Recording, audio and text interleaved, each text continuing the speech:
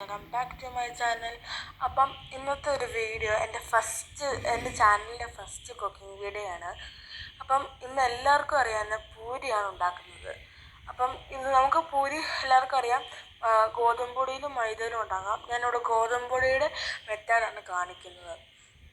അപ്പം എൻ്റെ ചേരുവകൾ ഗോതമ്പ് പൊടി, റവ, എണ്ണ, ഉപ്പ്, വെള്ളം. ഇത്ര സാധനങ്ങൾ എടുത്തിട്ട് നന്നായിട്ട് കുഴച്ച് സെറ്റാക്കി എടുക്കണം. അതിനൊരു 10 മിനിറ്റ് റെസ്റ്റ് ചെയ്യാൻ വെച്ചതിന് ശേഷം ഇവിടെ ഞാൻ വീഡിയോ കാണിക്കുന്നില്ലേ, ഇതേപോലെ കുഴച്ചുമ്പോട്ടെ ഉരുട്ടിയെടുക്കണം. അത് കഴിയുമ്പം ഇതിനെ കുറച്ച് എണ്ണ ഫ്ലോറിൽ തൂത്തിട്ട് അതിനെ റൗണ്ട് ഷേപ്പിൽ പരത്തിയെടുക്കണം. അപ്പം ഇതിൻ്റെ അകത്ത് നല്ല ഷേപ്പിൽ തന്നെ കിട്ടും. ഇതായിട്ട് ഉണ്ടാക്കുന്ന ആൾക്കാർക്ക് ഷേപ്പ് കിട്ടത്തില്ല, അത് വേറെ കാര്യം. എന്നാലും നമുക്ക് പറ്റും, യു ക്യാൻ ട്രൈ. അങ്ങനെ ഷേപ്പിൽ പരത്തിയതിന് ശേഷം നമുക്ക് ഇത് ചൂടെണ്ണയിൽ ഇട്ടിട്ട് വറുത്തെടുക്കുകയാണ് ചെയ്യേണ്ടത്. അപ്പോൾ ഇത് ഞാൻ സ്പീഡ് പറഞ്ഞു പോകുന്നേ ഉള്ളൂ. ഇത് നല്ല ഡീറ്റെയിൽഡായിട്ട് ഇത് ഞാൻ വീഡിയോയ്ക്കകത്ത് കാണിക്കുന്നുണ്ട്. പിന്നെ ഈ ചാനൽ സബ്സ്ക്രൈബ് ചെയ്തിട്ടില്ലെങ്കിൽ സബ്സ്ക്രൈബ് ചെയ്യണം എല്ലാവരും. പിന്നെ അടുത്ത കാര്യം എന്ന് പറഞ്ഞാൽ, നിങ്ങളെല്ലാവരും നിങ്ങളുടെ പേരുകൾ ഒന്ന് കമൻറ്റ് ചെയ്യണം കേട്ടോ. ഇനി അടുത്ത് നമുക്ക് നെയിം മീറ്റിംഗ് ചലഞ്ചൊക്കെ ചെയ്യാം. ഓക്കെ, കാര്യത്തിൽ എഴുതിപ്പോയി. അപ്പോഴത്തേക്കും നന്നായിട്ട് എണ്ണ ചൂടാവണം കേട്ടോ. നന്നായിട്ട് എണ്ണ ചൂടായതിന് ശേഷമേ ഇടാവുള്ളൂ. അപ്പോൾ ഒരെണ്ണം ഞാൻ ഉണ്ടാക്കി.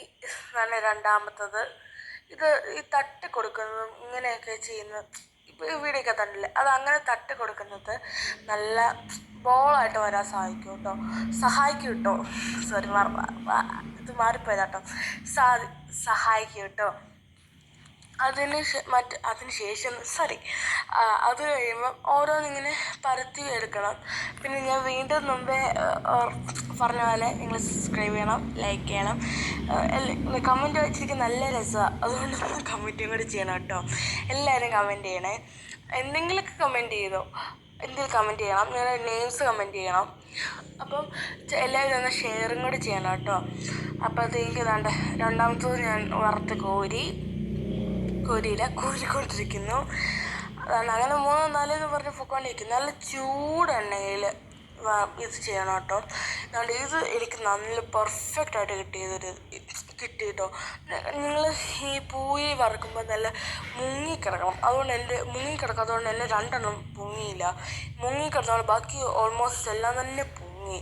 ഇത് കണ്ടില്ലേ, അതേപോലെ. അതിന് ശേഷം ഇനി എന്താ പറയാനുള്ളത്? എപ്പോഴും ഇനി ഒരൊറ്റ കാര്യം പറയാനുള്ളൂ. എല്ലാവരും സബ്സ്ക്രൈബ് ചെയ്യണം, ലൈക്ക് ചെയ്യണം, നന്നായിട്ട് എന്നെ സപ്പോർട്ട് ചെയ്യണം. നിങ്ങൾ കമൻറ്റ് ഇടുക ഗൈസ്. ചുമ്മാ വീഡിയോ ഒന്നും ഇടാനില്ലെങ്കിൽ കമൻറ്റ് വെച്ചിരിക്കുക നല്ല രസമാണ്. പിന്നെ നിങ്ങൾ കമൻറ്റ് ചെയ്യേണ്ട കാര്യം, നിങ്ങളുടെ നെയിംസ്